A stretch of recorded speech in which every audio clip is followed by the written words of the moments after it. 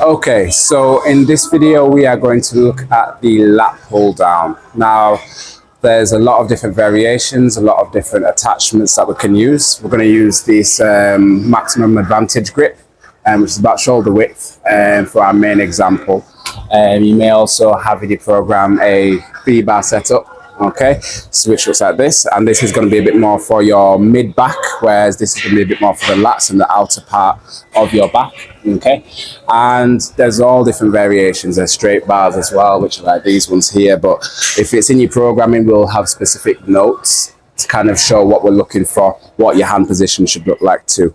And so ultimately we want to get this position right first before we get into the set itself. So sometimes this could be positioned too high or too low, but ultimately we want to be able to test and get in and make sure our legs are, we're secure, our heels aren't lifted at any point, and it's not too high to the point where there's a gap here. Okay, so we want to make sure that I won't be able to get my hands underneath at all.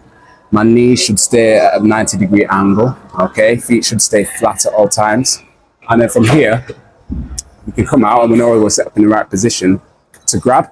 Okay, and ultimately it's getting yourself in the right position, coming down, feet nice and flat, and we want to be not completely against the hip crease. We want to be probably in the midline of the thigh. Okay, and then from here what we're looking for is for you to really open that chest up, retract and depress your shoulders down. Okay, so they stay locked in this position.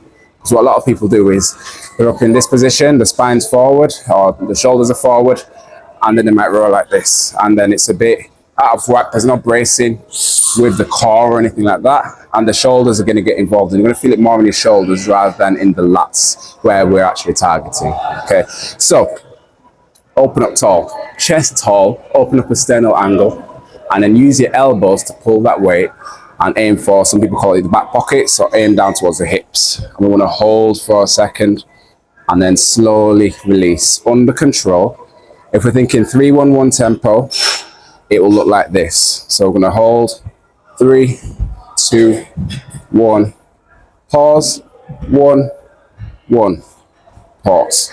Okay, and then from here we should be able to engage the lats and start to feel either in that area or in the biceps as well.